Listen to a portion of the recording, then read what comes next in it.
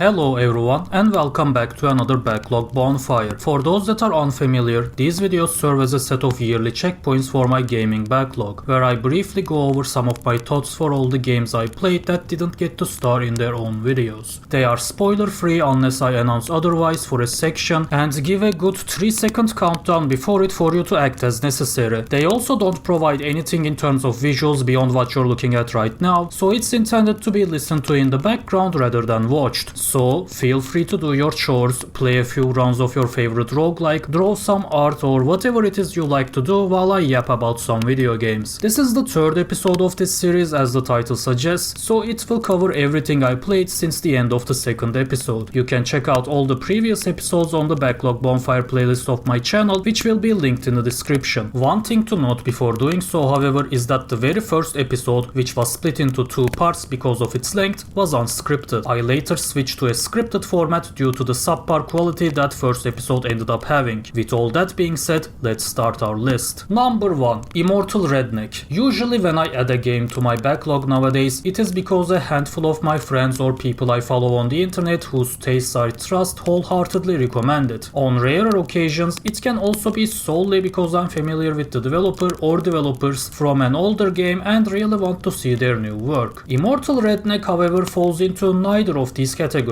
It is one of those extremely rare cases where I just randomly come across a game while idly browsing Steam one day and decide to buy it with no outside influence because it looks cool. The roguelike tag did put me off a little at first though, since only like 10% of the roguelikes I play ever grip me enough to really get that deep into them and see the true endgame. Stuff like The Binding of Isaac and Hades, you know, the goats of the genre. The remaining 90% are always fun at the start when I'm finding new items, floors and bosses, but my excitement then depletes much more rapidly than the completion percentage increases. It is so rapid sometimes in fact that I quit without ever winning my first run even. I honestly find the amount of time most of these games seem to expect from you to spend on them, judging by the sheer amount of unlockable secrets and challenges, to be ludicrous compared to what they offer in return. Neither the narrative nor the gameplay loop ends up being enough to keep things fun and interesting for that long. What little amount of additional fun the remaining unlockables or upgrades could add seems less and less worth it as time goes on. Thankfully though, that is the exact type of pitfall that Immortal Redneck manages to avoid. This game is fun, but nothing that special at all, and it so clearly knows it. The core gameplay loop, enemy variety, sound design, level design, all those usual categories that make up your by-the-book review are solid. They work and complement each other effectively, but none of it will ever blow your socks off and make you want to spend hundreds of hours in here, which is okay because the game only asks for 20. As far as I remember, there are just 9 classes or so that affect your starting loadout and innate abilities, along with around 15 different passive upgrades that are permanent rather than per run, making this more of a roguelite rather than a roguelike I suppose, but I honestly just use those terms interchangeably since the line between them so often blurs anyway. The rest of your build is up to what you find during the run, which has more variety, but even then you'll probably have seen everything by the 10-hour mark and developed a pretty good idea of which weapons and perks you like to combine most. The fun of the following 10 hours after that will come from mastering and challenging yourself with them. In terms of what you're up against, you have 3 pyramids, each with 7 floors. Floor 3 and 7 contain bosses. Floor 3 also has regular rooms, while floor 7 only has the final boss of that pyramid. The bosses are always the same, meaning that there are 6 to see in total. For each pyramid after the floor 3 boss, you can choose to begin each of your following attempts from then on at the halfway point at floor 4, meaning that you have less of a chance to face the final boss with as powerful of a build, but you never have to deal with the tedium of the first 3 floors again, which now feel too easy anyway. I know I ended up spending a little more time on that overview than what you and I would both like, but it's all to show how much this game truly respects your time compared to any other roguelike of its caliber I've seen. This may sound like a backhanded compliment, but I think it is always better to be the best 7 out of 10 you could be instead of deluding yourself into believing you're a 10 out of 10 and expect that kind of investment from the player. Not everything has to be this life-changing masterpiece that will stick with you for the rest of your life. It's okay for things to be simple fun flicks or distractions, so please be aware when you are making one of those and don't waste your audience's time like you're redefining the genre genre with a never seen before masterpiece. I get that it sounds harsh since the time and sweat spent developing these things is far more than what's spent playing them, but most of us in the audience are busy adults with lives too. Number 2. Milk inside a bag of milk inside a bag of milk. I have already made a video on this game called How This 20-minute Game Shattered My Expectations, so go watch that if you wish to hear my thoughts on it. Moving on. Number 3. Chicken Police Painted Red. Probably just like almost everyone in my audience, I do have some of those dream games I would like to make someday that will realistically never happen, and this was just straight up one of them. Just like with Immortal Redneck, I came across this on Steam completely randomly one day, and what made me buy it was what was directly on the store page, because it was just straight up a game concept I had in my head for a long time, fully realized right there in front of my face, ready to pick up and play. Regardless of its quality, I still genuinely can't believe this exists at all, and I got to play it. And it's existed since 2020 apparently. There was even a sequel in 2024 that I have yet to play as I am writing this. This is the first time I've ever experienced something like this. If I was an actual game developer, I would probably be frustrated beyond measure that someone acted before me, especially if I had already begun my own work on the same idea. All that time and effort just to be called a copycat at the end, or have to turn it into something unrecognizable from the original vision in order to avoid those accusations. I honestly don't know how I would have acted in that situation, but I've yapped enough by now. Let's actually talk about the game. It's a murder mystery visual novel with a noir aesthetic where you play as a detective who's a chicken. The characters are fun, the dialogue is witty and well written, the soundtrack is a groove, the voice acting is peak, the lore is interesting, and the main murder mystery plot did hook me in. But the true star of the show and what really makes this game a one-to-one realization of one of my dream games is specifically how the characters look on top of all that. Although I wanted to make the characters animals, what I had in mind was not so much anthropomorphizing them as much as, you know, putting a photorealistic chicken head on top of like the most by-the-book stock image of John Noir detective. No further stylization whatsoever. Like, I wanted a furry to look at what I made and be completely unable to sexualize it because it's just the real animal. I thought it would be funny and charming for the characters to look this way, and it turns out I was right, because that's exactly how they look in this game. It of course works so well whenever the tone is light-hearted, but what's surprising is that it can sufficiently complement the darker story beats as well. Whenever you come across a corpse, for instance, it can feel like looking at a real animal carcass. Or when you're investigating the den of a crime boss or mad doctor, that character looking like a real alligator or venomous snake certainly does work. Some serious thought has clearly went into turning each character to the appropriate animal for the role they fill. The topics discussed here can also get surprisingly heavy and real sometimes, especially when they get political with the HIVE. This segregated insect ghetto, which stands as a dire reminder of the social injustice and class disparity of a city that's already made up of animals that merely tolerate each other, still carrying the scars of a bloody past of predator hunting prey until a bloodier war put an end to it. Now they all live in a city together that's as diverse as it could be, but the peace is always on thin ice as predators keep intimidating, herbivores keep suspecting, and the growing cracks are only kept from shattering completely by the volatile meat substitute industry controlled by crime lords and corrupted officials. In a way, you could say it's like a grittier Zootopia, and since the sequel seems to take place in the HIVE itself, it's not too hard to guess that even more focus is going to be put on this juicy political plot I enjoyed so much, which is why I can't wait to play it. One thing I hope they do improve though are the questionings, which function differently than the regular conversations. You have to pick your questions carefully based on clues about the character's personality, deciding for instance if it's going to be more pressure or gentle sweet talking that's going to get them to talk. However, not only are these sections few and far between, but also leave a lot to be desired. They're kind of bare bones with how you immediately get all the clues automatically through your first couple of questions instead of any careful analysis of things like the environment or body language. The unlimited amount of tries you get for each one also removes any challenge that they could present. As it stands, everything else about the game is great, but this one aspect leaves a lot to be desired. Number 4. A Short Hike. This is a perfect little game that's one of the most happy and wholesome feel-good experiences I've had recently. I spent 4.5 hours on it to see and do pretty much all of the things it has to offer, but you could easily roll credits in a 2-hour sitting too. I don't know why you'd rush a game as truly cozy as this though. If you don't want to take your time here, I'd say it's better to skip this one entirely instead. Otherwise, it would be like rushing through summer break or a vacation. And I'm not only saying that because of my personal experience. It is what the game itself is so clearly going for. While other cozy games like Stardew let you fantasize about a different day-to-day adult life you could have, a short hike basically shows you an old photo from your childhood, or maybe someone else's if you've never been on a rural vacation as a kid. I guess it would still be presenting you a fantasy rather than nostalgia in that case. Either way, you take control of little Claire, who's dragged to a camping holiday by her aunt. Claire doesn't really want to engage with what the island has to offer at first and just wants to stay inside the lodge. The problem is that there is no cable or internet in there, so she would just be bored out of her mind. Her aunt challenges her to go on a hike to the highest point of the island, saying that it's a ritual that everyone who comes here must go through at some point and that she's now old enough to do so. We accept the challenge and it's such a joy from here on out. Chatting and going on silly little side quests with the nice folks of the island, forming friendships with the other kids, and exploring every inch of this small landmass is so fun that I didn't really notice how quickly time passed while doing so. It was just like how I remember. I was really able to see my young self in Claire. I was this awkward and shy only child who grew up in the city and had everything at home to entertain himself with. Whenever those were taken away from me, I still tried to spend time by myself at first, just like Claire does here. Also just like Claire though, the life outside eventually found a way to get to me and made me feel stupid for being so insistent on not taking it in earlier. The first time I had to spend a few weeks at my grandma's summer house was, for instance, a similar experience. I didn't want to interact with anyone or anything outside at first, but once I did, it was a joy that I still feel to this day when I fondly and vividly remember those summer days I spent with the other kids there, going to the beach, playing games, exploring. The irony of playing and loving a video game about going outside instead of being stuck at home all day isn't lost on me though. It is the middle of summer now as I'm writing this, so maybe I should plan a vacation like this for myself soon. Until then, I'm happy that I got to play this time capsule of a game that let me briefly re-experience a slice of my childhood. Number 5. Nubby's Number Factory. Speaking of games that remind you of your childhood, this is the best one you would have played in the computer lab. I'm not going to waste time giving an overview of how this game plays and just going to regurgitate what I've heard others say about it, which seems right based on my experience. It's roguelike Peggle for weirdos. I've never played Peggle myself, I know of heresy, but from what I can tell the description seems accurate enough. Interestingly, Nubby has the exact opposite problem of what I ranted about earlier regarding most roguelikes. It doesn't demand too much time.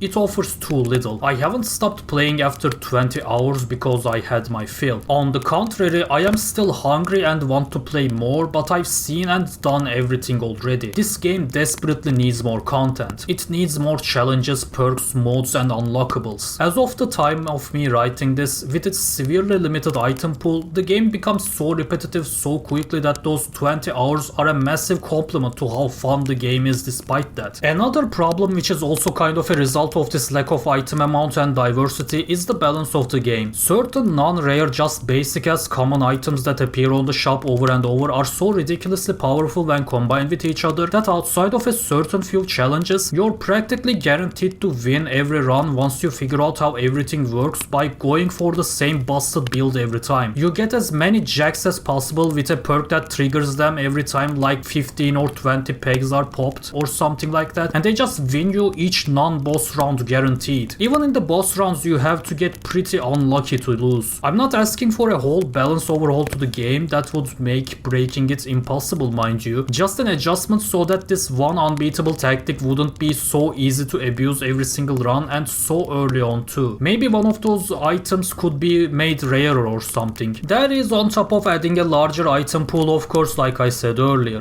As of now, this game is incredibly fun but needs much more time in the oven, and luckily the developer seems dedicated to provide us constant updates and patches. I just hope that this continues until we can truly see this promising game's full potential. Alright, before we move on to the next game, I need to pause for a quick intermission here. The next game on the list is Sekiro Shadows Die Twice, a game that I've been excited to get to for quite a while. Unfortunately though, my PC couldn't handle it. Now, I've never talked about it before, but I don't have the greatest PC. It's not a complete potato by any means. It is an MSI laptop with an RTX 2060M that works more than fine for most of the stuff I play, which tend to be either indies or older older AAA games. However, it can struggle here and there whenever it is the rare occasion I actually play a big budget AAA title that's more recent than like 2017. Need for Speed Heat, for instance, had made me set everything to low in order to consistently stay above 60 FPS. Part of this is probably due to the age of this device as well. Nevertheless, I was certain that it could handle Sekiro even if not on the highest settings, but it turned out I was wrong. We tried a lot of fixes with a friend for the following couple of hours, but the game kept chugging so hard no matter what we did that I decided to finally do something I've been holding off on for quite a while. And no, it was not getting a new PC, but it was close. I got a Steam Deck. I've had my eye on one since I realized how perfect it seemed for my taste in games. As I've just said, I mostly play games that are not demanding, and most of what I play also control really well with a controller layout. The thought of playing all those untouched Metroidvanias and action games in my library while laying on my bed all comfy instead of my fucking chair that already destroys my back 8 hours a day because of work made the whole backlog actually enticing rather than intimidating despite its size for once. However, if it was not for my computer absolutely breaking apart, I could have still been putting it off to this day because I'm always so indecisive with these kinds of relatively expensive purchases. But I now see with at least this one in particular that there was no reason for that. It's usually not my style to promote products to people on this channel, especially since I'm not even sponsored by any, but I've genuinely been having such a great time with this device ever since I got it that I just had to make an exception here. If your taste in games is in any way close to mine and you're still indecisive on whether or not you should get a Steam Deck, I strongly recommend you to decide yes. My only disappointment is in myself because I could have bought this thing when it came out instead of only now. Every game I'm going to list in this video from now on was played on a Steam Deck. I did, however, have to turn down some graphics settings on some of the more demanding titles like Sekiro and Stray in order to at least stay above 45 FPS, and since they were on a much smaller screen than your usual monitor, I wasn't able to see as much detail even with the settings at high anyway. None of this will really account to anything I'll say later in the video. I just thought you should know all this in case you get really mad that I don't gush over every brush stroke of Disco Elysium's portraits or something like that later on. Though you really shouldn't, considering how much praise I'll give that game when the time comes even without all that anyway. Oh, and one last thing. It turns out my computer was not just having trouble handling Sekiro exclusively. It was just chugging no matter what game I tried to run on it. As I'm writing this, I kinda gave up on troubleshooting it. I don't know, I'm just kinda hoping the next few driver updates will fix it, and if they don't, I'll just start looking into getting a new PC already. It was time anyway, and in the meanwhile, I am playing everything that can run on a Steam Deck and isn't intolerable without a mouse and keyboard. Number 6. Sekiro Shadows Die Twice. This game has one of, if not the most satisfying combat system I've ever engaged with. At first, I thought the vitality and posture bars of enemies were merely the two different ways I could use to defeat them, but when I learned that low vitality also causes slower posture regeneration, everything changed and the game clicked for me. I understood how crucial it was to be right in the enemy's face at all times and retaliate every single one of their moves with my own rather than patiently waiting to catch an opening like what I had been accustomed to in Dark Souls. And it's not like catching openings is unimportant here. That's how you deplete the vitality bar, which helps you then better deplete the posture bar like I said, and both require great aggression since it's the only way you can deplete the posture bar and the only way you exploit what little opening you can occasionally catch to deplete the vitality bar. It's an incredible dance with almost all of the bosses, mini-bosses, and even some of the more powerful regular enemies. Stealth is also an option most of the time, which can even be used against most mini-bosses to get a free first phase. It's usually really fun and rewarding to engage with, especially if you're equipped with ninjutsu techniques, which allows you to do things like use the victim's blood like a smoke bomb to stay hidden in, or puppet their corpse as a distraction or attack familiar. Since they also use the same resource as your prosthetic tools, the game makes it so that you can't constantly abuse them. Since it is a FromSoft title, many players of course compare it to the rest of their games, even though it is very different. I'll bite to and say that this is probably Sekiro's greatest strength over other FromSoft titles. The fact that no matter what tool, skill or consumable you use, it never outright trivializes the fight thanks to these limitations. The limited use and equip capacity of the prosthetic tools as well as the consumables makes you have to use them as perfectly as you use each of your attacks, deflects and dodges. They do do help you get more damage or heals in when used, but only so many times throughout a fight, and not for that long either. It doesn't matter how stuck you are. The game even has the equivalent of life gems from Dark Souls 2, but only lets you carry 3 of them at once, and they're not as cheap or common as life gems either. Overall, you are encouraged to use everything you have on hand like the shinobi you are, but you can't rely on them to directly bypass the skill check for you like spells or summons can in Dark Souls. They'll certainly help, but you still have to get good. Actually get good, not as a meme. This is the game that's actually what people tell you Dark Souls is, believe it or not. It's get better or get lost, no shortcuts. This may make you love it more or less depending on what you want from a FromSoft game, and one other major difference it has from the Souls series that may throw you off is how it tells its story. It is much more straightforward and directly told this time, and it is also much more personal. It personally made me more invested than I had expected at the start and hit me right at the feels at the end. I won't say that I outright prefer it to what FromSoft previously did with their storytelling, but it was a welcome change and it fits this game just as well as Dark Souls' storytelling fits that series. With all of that being said though, Sekiro does have its fair share of shortcomings too. First off, the early game does a poor job teaching you how to engage with the combat system. The Chained Ogre is often called the first major wall for most players, but it's not a very good one. That aggressive yet elegant dance I described at the beginning is nowhere to be found here, as the ogre cannot counter any of your attacks and has like 3 different grabs that he'll keep using just as often as his actually deflectable shit, and you have to be away from his face when he does so. When I finally beat him, I didn't feel that it was because I got better at the game, but rather I got lucky that I didn't use that many grabs during that attempt. The other frustrations I had in the early game were in the Hirata estate. Firstly, with the shinobi hunter spear guy who's supposed to teach you how to Mikiri counter, but his runback is easily the worst in the game, and there are too many goons around him that you have to stealth first. A similar instance of that latter issue was also present in Juzo the Drunkard, which was a fine fight by itself. I've even grown to enjoy his moveset a lot through the rest of the minibosses in the game later on that use it. The fucking army of guys around him though made attempting this guy such a chore for me each time, and he did require a lot of attempts since I was so new at the game, and Sekiro was also not so powerful himself yet. In fairness, you can explore Hirata much later in the game when you're stronger and more accustomed to, and there are other better Mikiri counter teachers around than the shinobi hunter, but the strength of the regular enemies, the unlockable prosthetics, and even the difficulty of the area's final boss indicate to me that I did explore it at the right point of the game. There are other issues I have besides the very early game though. First off, the combat system feels strictly designed for 1v1 fights. It is when it feels best to engage in it. In other cases, you are much better off stealthing as many people as you can before the mini-boss or whatever powerful enemy you have to face. Thankfully, the occasions where you are absolutely forced to fight more than one people at a time head-on are extremely rare, but they are still there. There's also the occasional straight-up bad fight that is unfun no matter how you engage with it, like the Blazing Bull, the Shichiman Warriors, or the fucking underwater headless, like genuinely whose idea was that? Fortunately, most of these are optional, and even then they are much rarer than the bad encounters in the Souls series. There is nothing as egregious as, say, the Bed of Chaos or Curse-Rotted Gravewood here. There are also a couple encounters where the camera is your greatest enemy than anything, but again, these were also very few and far between compared to how it was in the Souls series. One thing I can't say in Sekiro's favor though is its traversal and exploration, which may sound like heresy since it has a grappling hook, but believe it or not, I do enjoy slowly traversing through the more labyrinthine and claustrophobic environments of Dark Souls than I do swiftly grappling from rooftop to tree in Sekiro. It's what prevented me from falling in love with any of the areas in Sekiro as much as I did with, for instance, DS1's and Orlando, DS2's Dranglake Castle and Broom Tower, or DS3's Lothric Castle. I guess I really just like exploring castles. Makes sense that my favorite area in Sekiro was the Ashina Castle too, but again, I feel that I would have liked it even more if I spent more time stealthily crawling around its many floors rather than basically flying through its rooftops and running through its streets. I do understand though that it's more appropriate for what Sekiro is, and it's not like it isn't fun in its own right, so this all wasn't really much of a negative overall. What was a negative was that the incentives for exploration felt much weaker here compared to Dark Souls. There is no currency for leveling up, and money kind of lost its value for me after getting the objectively best prosthetic upgrade, that is Long Spark, and buying all the prayer beads and gourd seeds that I could buy with money. This made exploring for big heaps of money feel kind of pointless, and the only thing else that can be shining in the distance guarded by enemies are consumables that I would never use. And you know, they can't even be spirit emblems because they already look different from a distance. Almost all the gourd seeds are in locations you can hardly miss, and the prayer beads only drop from mini bosses except for like 2 in the game. There are scrolls which open up whole new skill trees, but unless you're in New Game Plus, your basic Shinobi skill tree and maybe the Ashina skill tree is all you really need, I'd say. All the other ones are weird, like the Senpo one gives you kicks and fists and shit. I think no thanks. Overall, I'd say you only need to crucially look out and explore for mini bosses, which means that whenever you see an item glowing in the distance, whether guarded by a group of enemies or hanging off a tree branch or something, it's probably like a Mibu balloon or metal powder you won't use, already have a ton of, or buy infinitely. Unless you're going for the lapis prosthetic upgrades or something which are more stylish than they're useful in my opinion for what you spend on them, you won't really have that same neuron activation in your brain that you'd have in Dark Souls whenever you see a glow in the distance. I personally only collected most of them for the sake of collecting. It felt wrong just to leave them on the ground. Overall, I'd say Sekiro is still the single best game FromSoft has designed and my favorite work of theirs so far, but there are still aspects of Dark Souls that I prefer to it. Still, what I said at the end of my Dark Souls 3 video stands for now. I really do think that this could have been a great new direction for FromSoft to build on top of, and they were seemingly planning to as well, judging by how all the endings in the game in some way imply that a sequel may come in the future. It's a shame that they returned to what looks like more Dark Souls but open world and under a different name with Elden Ring, though I'll have to play that game as well to make my final judgment on this. Number 7. Blasphemous 2. Overall, this game feels like 3 steps forward and 1 step back from Blasphemous 1, but I'm not sure if it necessarily makes it the easily better of the two. Let me explain. Blasphemous 2 is a flat out upgrade to Blasphemous 1 in many ways, yet there are a few areas where it falls short. First things first, I really like the new weapon switching system along with the new mechanics for both combat and puzzle solving that comes with each weapon. When the game asked me to pick one of the 3 at the beginning, I was worried that it was going to lock me into that for the rest of the game and I would have to replay it to try out one of the other 2. That was unfortunately not the case, and I'm glad for that since I liked all 3 of these weapons. None of them ever felt overshadowed by one of the other 2, with most sections allowing you to use whichever one you feel the most comfortable with for combat, and some forcing you to get used to a specific one in case you ended up never leaving your comfort zone otherwise. The magic abilities also feel really well balanced as well, with how much fervor they cost and how quickly you regain it. None of the most frustrating areas, enemies and bosses of the first game are here anymore either, which is most welcome. However, at the same time, while all of the bosses do mechanically range from solid to really fun, I couldn't help but feel that they eventually become too tanky as the game went on. With the final few bosses especially, despite having upgraded all of my weapons and wearing mostly damage perks too, I really felt like I should have been dealing much more damage to them. With their movesets not being all that diverse either, these fights kind of ended up overstaying their welcome for me. A little more narrative weight or spectacle could have perhaps elevated them enough to prevent this as well. Sarp from the first game comes to mind as one of my favorite spectacle bosses of perhaps all time. It was definitely one of the super rare cases of a giant monster boss being as fun as the safe bet of a guy with a sword and a similar moveset as you. Speaking of that, Chrysanta from the first game, especially considering that I got ending C in that one, is also one of my favorite all-time bosses. And at the end of the day, while Blasphemous 2 has a more consistent and on average better quality than the first game, it also never even comes close to the highest highs of that first game for me, unfortunately. It ended up being a very solid 7 to 8 out of 10 experience across the board, compared to the first game being as high as 10 out of 10 at some points and as low as 2 out of 10 at some points for me. And as unfair as it sounds, that unfortunately does make the first game a more memorable experience for better and for worse. Number 8.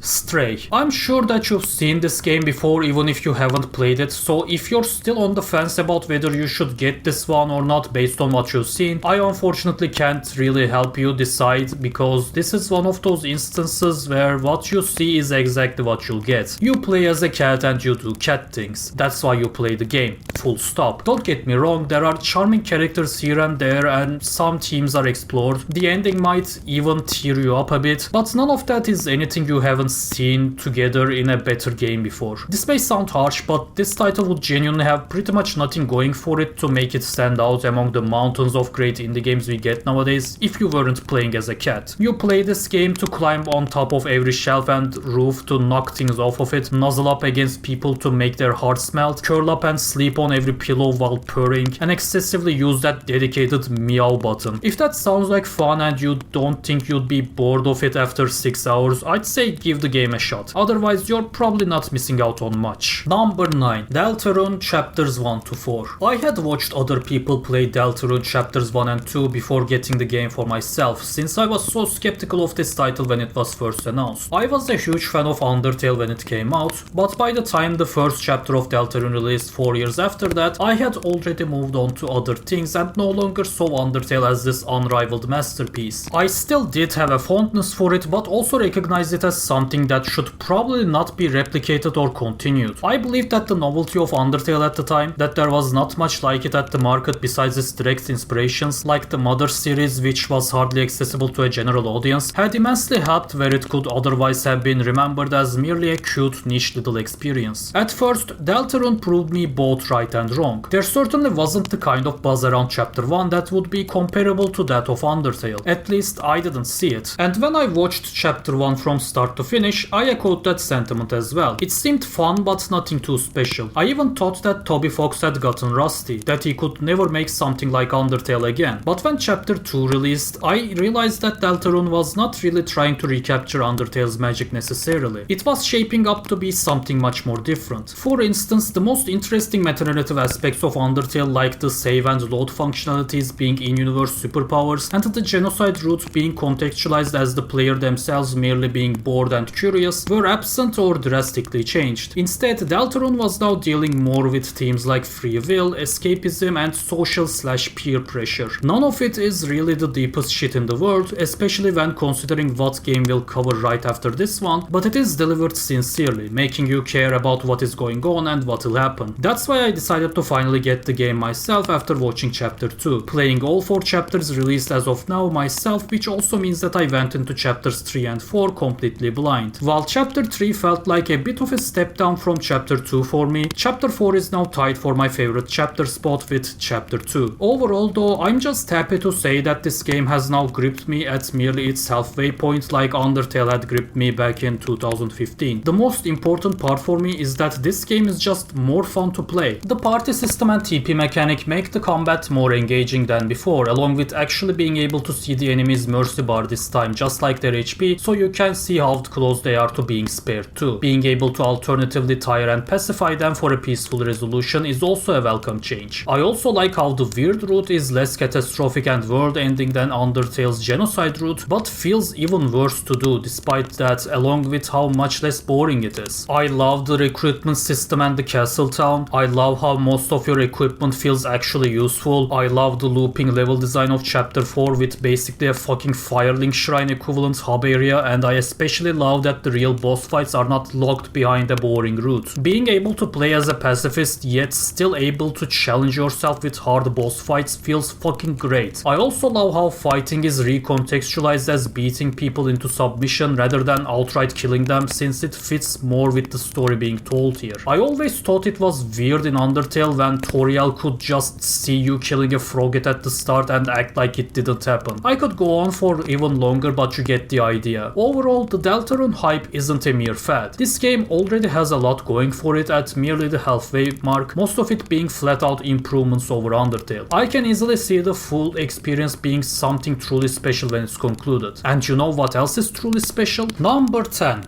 Disco Elysium. It is genuinely so difficult to talk about this game, and that feeling was 1,000 times stronger in my head right after playing it. So much so that I went out of order when writing this script. Even though it's only number 10 here, this was one of the last sections I wrote because it was just too much and too intimidating when everything was fresh in my mind. I don't often feel completely unconfident or even incompetent in talking about something on this channel, and if I do, I'll just skip it entirely. However, it would have just felt horribly wrong to do that when it comes to Disco Elysium. If you're the type of person to click on a video like this, you've likely heard way more than once that Disco Elysium might just be the best written video game ever made. I agree with that statement, but I don't feel as comfortable making it a must-play super recommendation for everyone and their mom just because of that. It is a relatively longer game, with my personal playthrough having taken about 38 hours in total, even though I didn't complete absolutely everything and even took the shorter path for some of the side quests. Therefore, I feel that it is really important for people to gauge for themselves if it's really something they'll want to invest their time in according to their own tastes in media. I feel confident saying that there is truly nothing like Disco Elysium. Playing as someone with 24 different voices in his head that also double as his stats is already a wild concept by itself that sounds like it would quickly get overwhelming or annoying, but it was the exact opposite for me and I just couldn't get enough of it. If I had the time, I would have either replayed this game 5 more times with different builds or with the mod that maxes out all of your stats from the beginning so that all of them could talk about everything all the time. In a regular playthrough, the stats you've dumped the most upgrade points into will be the ones talking the most, of course, and it is so impressive how no matter which route you end up taking, there will always be an excellent balance of humor, tension, mystery and drama here. Add to that the enormous cast of characters who are all so perfectly written that even the ones with the most extreme personalities feel like real people you'd know or come across. They're like realistic caricatures, as contradictory as that sounds, reminding you that there are actual real people like this and there are real reasons behind why they're like this. And then there's Revachol itself, this living, breathing city where every piece of graffiti, every broken down abandoned building and piece of clothing lying in the trash tells a story, most of which can be discovered by talking to its residents and passerby. Some of your interactions with these residents in particular are so real and human that it just left me speechless. A side mission where you have to deliver a poor mother the news about the death of her husband due to nothing but a freak accident out of nowhere, and the walk you go on with a young widow who has never been able to truly move on after losing her husband at sea are 2 instances of this that immediately comes to my mind. And lastly, of course, there's the politics, and boy is there a lot of it. This is most definitely the most political fictional media that I've ever consumed. Anything I can think of that would be more political than this are literal political theory books and manifestos and shit. And because I don't fully trust my media literacy when it comes to the subject of politics, I hesitate to comment on how well written it all is. I'll just say that there's just a lot of it, and for me at least, it was really thought-provoking from start to finish. There have been many moments that made me question what I believed and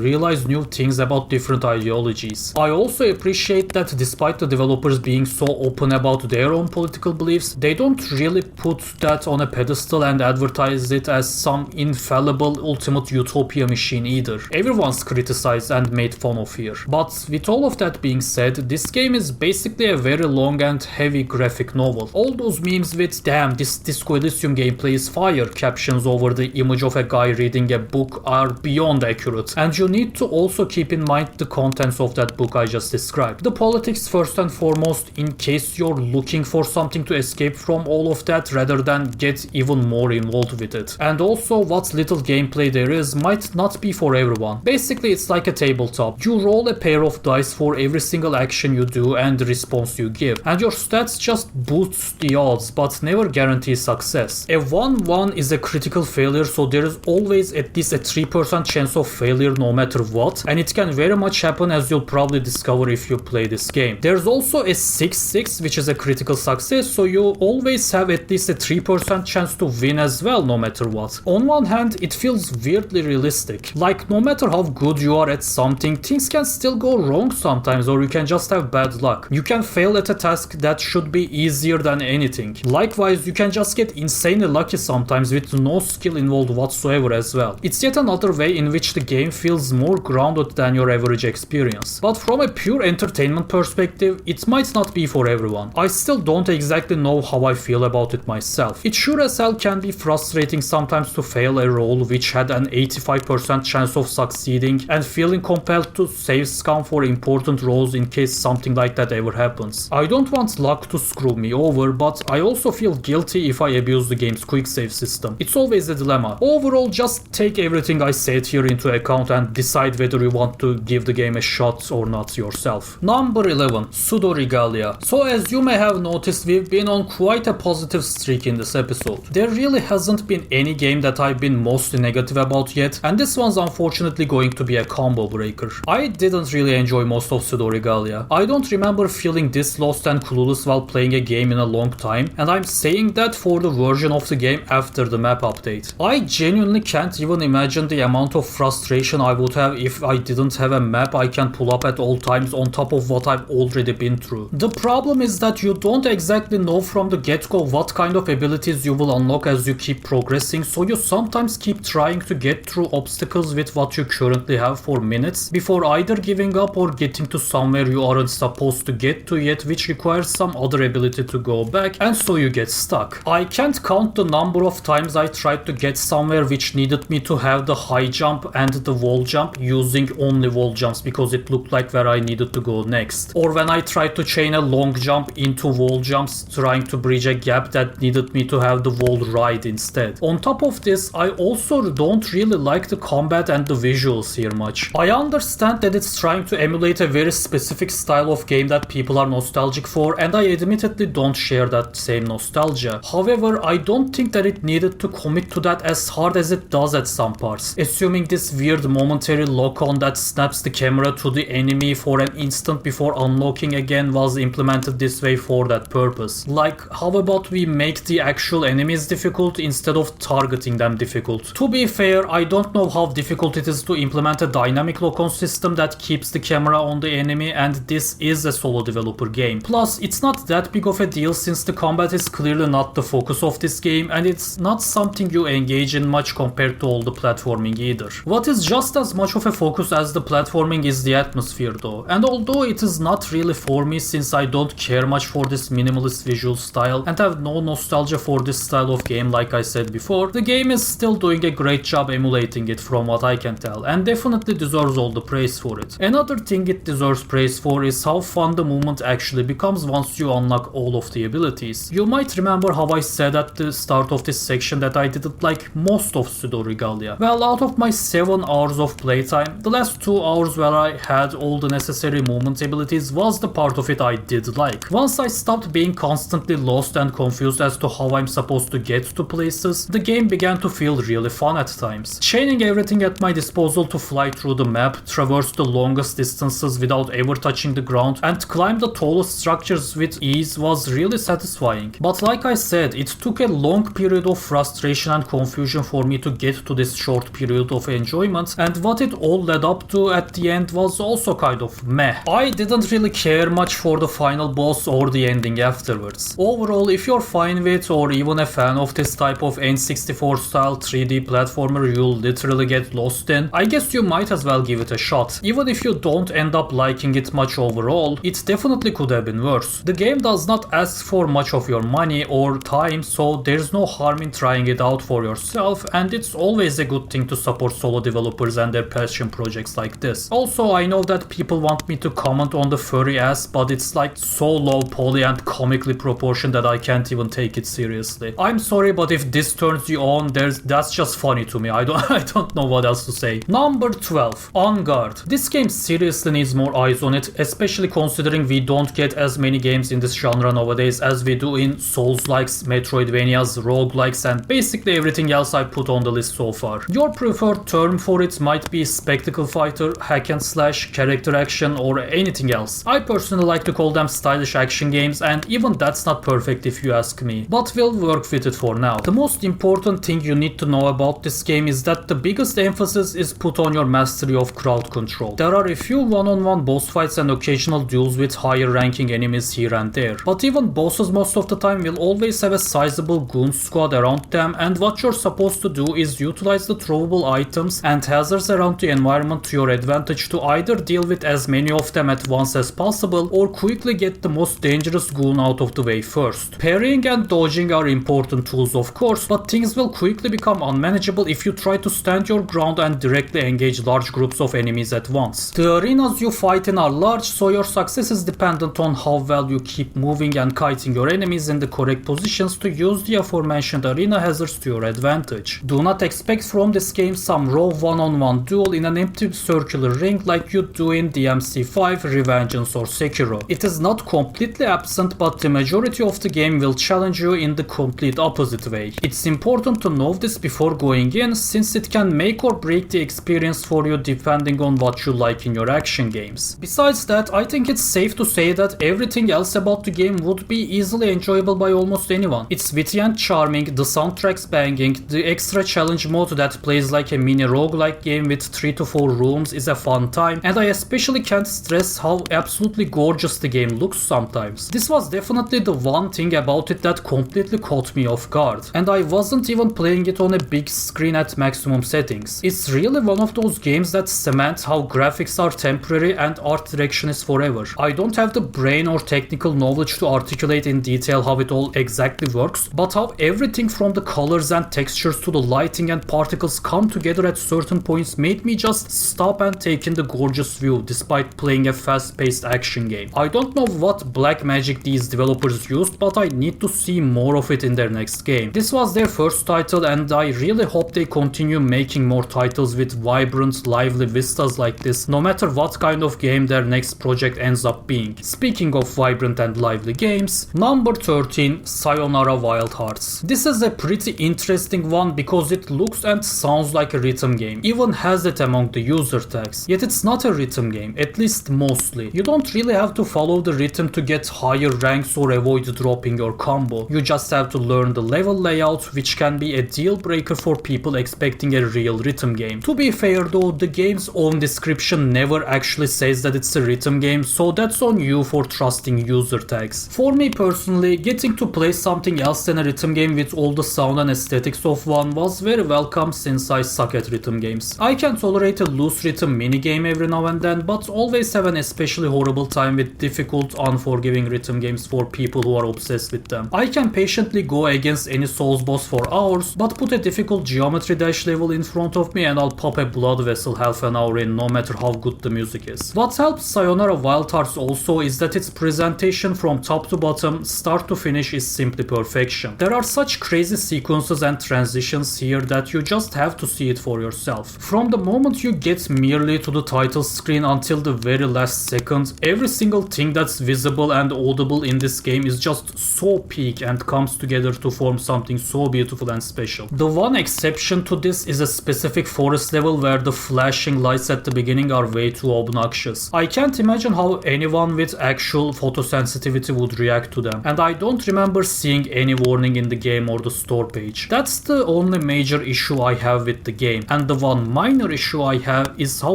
weird of an addition the horoscope puzzles are. Not only are the achievements directly tied to them rather than, you know, getting gold rank in every level or something, but they ask for such random things of wildly varying difficulties that it's kind of ridiculous how each of them has the same reward value, and how hard it is to find out what some of them are asking for without a guide. But again, despite these two negatives, fantastic game overall. Number 14, Spiritfarer. Out of every game on this list that didn't get its own individual video, this masterpiece was definitely the closest to beating the odds. If any of you have had this game on your radar at all, you're probably familiar with what it's about. You are exactly what the title says, the Spiritfarer. It is your job to escort the spirits lost in these open seas to their final destination by accommodating them on your giant boat, on which you do a bunch of your by-the-books routine cozy game tasks like farming, cooking, looming, and hugging people. There are also a bunch of minigames you play to get specific resources, which are all pretty fun as well. Some of them go unnecessarily hard for mere minigames in fact, like my favorite Thunder Harvest, during which you catch actual bolts of thunder in battles by standing directly under where they're going to strike, while one of the sickest tracks in the game plays in the background. It's great. Managing your boat and keeping its passengers happy by doing the more mundane tasks is still pretty fun as well though, since it never gets too unmanageable even as it gets larger and larger. This is because the number of passengers you have on board usually stays the same, since, well, I guess it's time to talk about why this game is really a masterpiece. Themes like death, mortality, loss, and saying your final goodbyes to someone are common themes in media nowadays, I feel. There might even be some of you out there that doesn't get as moved as you used to when you were challenged by them the first time, or even those who see it as cheap maybe, since come on, who the hell is not going to cry when they lose someone or even watch someone else lose someone? We're not monsters after all, but that doesn't mean our basic humanity should so easily and frequently be exploited treated like that all the time, right? Well, not by Spiritfarer, fortunately, because it doesn't just give you a cast of perfectly lovable, bright-eyed pals that you'll shed tears over. There are also severely flawed, hell, even downright unlikable characters here that you'll eagerly look towards getting rid of rather than dreading the moment you'll have to say goodbye, like with most other characters. However, it still ends up being more complicated than that when the time comes. Whether you agree with it or not, each character has their own code that they live by, and whether you like them or not, someone else usually does, and it's hard for them even if it's easy for you. It kind of makes you question yourself when you see it. It is your job to make these people come to terms with their final journey and join them in it, but it isn't really your place to judge how any of them live their lives based on such limited information, especially when others who have been there with them can make that judgment instead. In fact, it's not even your place to be with them in their final moments, as sometimes one of them will just vanish without that usual tear-jerking goodbye sequence you get to have with all the other characters, and it will feel even more terrible. No final goodbyes exchanged, no closure, no embracing each other one last time. They just up and leave on their own because that's how life is sometimes. You just talk to people you love as usual without knowing it's the last time you'll ever do that, and then they're just gone without any warning. There's still so much I can say about this game, especially if we were to break down each individual character, because all of them bring something just as heavy as what I've already discussed. Alzheimer's, cancer, mental illness, betrayal, redemption. Dude, one of the passengers is a child that is so young that he doesn't even understand what's going on, and you have to put him to rest like everyone else. It gets fucking brutal, but it never feels cheap or for mere misery porn. There are just as many good, light-hearted, wholesome memories you make throughout the game with each of these characters as well, until their time finally comes. Again, just like how it is in reality. Number 15. Hi-Fi Rush. Playing this game genuinely felt like watching Nickelodeon back in 2008 again, and I don't think I even need to go into any detail in order to explain why that is. Literally just pause the video right now and watch like any cutscene of this game for 2 minutes. I can't believe this game and Pizza Tower came out one day apart from each other. The only two recent games I can think of that truly felt like Saturday morning cartoons in video game form. Both just unapologetically silly, colorful, and committed to making you have the best time of your life with over-the-top comical characters and action sequences. One thing Hi-Fi Rush has over its little Italian brother though is this really heartfelt sincerity with which it tells its story. The plot's nothing special, none of the dialogue will ever make it among those quotes and speeches that live rent-free in your head, and there are no deep themes or lore discussed either. But despite all that, it still sticks with you because of that sincerity. It's just genuinely so heartwarming to see the heroes bond and be so supportive of each other. It's so fun to watch the bad guys be so cartoonish and yuck it up, and it's even surprisingly touching with its emotional beats. The gameplay is of course just as peak since it's combining two genres that would go together like peanut butter and jelly for anyone familiar with them. What I really appreciate is how they really struck the perfect balance for players like me. I don't know if any hardcore veterans of either stylish action games or rhythm games would say the same, but for the difficulty I picked personally, the timing strictness of the rhythm and the strength and assortment of enemies for each encounter felt pretty much perfect. Like I said during the Sayonara Wild Hearts portion earlier, I really suck at pure rhythm games and not in a way I find enjoyable. And while I do love stylish action games, I would never call myself actually good at them. If the encounters were more brutal, trying them over and over on top of having to follow the rhythm all the time could definitely have become frustrating for me. I feel thankful to the developers for making the description of each difficulty so detailed and accurate. I got exactly what I came for on hard. One last thing I have to especially praise are the bosses. Almost all of the regular encounters were fun as well, but there were a few annoying ones every now and then for me too. The bosses however were all incredible. I wouldn't put them quite on the same level as my personal triple S goats like Revengeance and Sekiro, but they definitely each deserve a spot on either the S or the double S tier right below that. They may not all be the most mechanically engaging or challenging fights you've ever seen, but the music and presentation definitely makes up for that. Overall, please do yourself a favor and buy this game if you still haven't and any of what I just talked about sounds enjoyable to you. The game really is as good as everyone says. Number 16. Ender Lilies. This one just felt like a genuine slog, especially towards the very end. The final couple of boss fights in particular are just so lame that it made me wish I had just stopped at the abrupt bad ending of the game where these fights are not present instead of going for the good one. Playing as a frail little girl who summons spirits to fight for her is a welcome change of pace from the usually physically badass protagonists taking everything head on themselves, but it doesn't really end up changing how you play the game. Everything you do is still functionally the same, just visually different. I can't comment much on the game's story since my understanding was never that complete in the first place, and now I've already forgotten most of it. The only thing I can say is that it wasn't just a me issue, that it never hooked me enough to piece everything together and have it live rent-free in my head. No, I didn't even bother with that at all, because this game had me rolling my eyes at minute 1 with what it was setting up. Wow guys, look! It's the remains of a ruined kingdom that can only be saved if our chosen one sacrifices themselves to keep it alive for just another cycle. Or is there some other path leading to fuck off? I can't believe they made Hollow Souls 56 in 2021. Like, if this was released at some time around Sekiro or something, I could maybe excuse it. These ideas had already lost their novelty by then, but at least they weren't completely stale yet. The one thing I do remember liking about this game was its quality of life features though, such as the rooms changing color once they're completely cleared of all secrets and collectibles like they do in Resident Evil games for instance. It's also just nice to see a game that's willing to be approachable while still able to provide a challenge. I'm not advocating for total hand-holding or anything, but I just feel fatigued sometimes whenever a game just won't stop being obtuse or require constantly looking up for things on the wiki to be able to humanly figure out anything, as if the main gameplay loop itself doesn't already provide enough challenge on its own.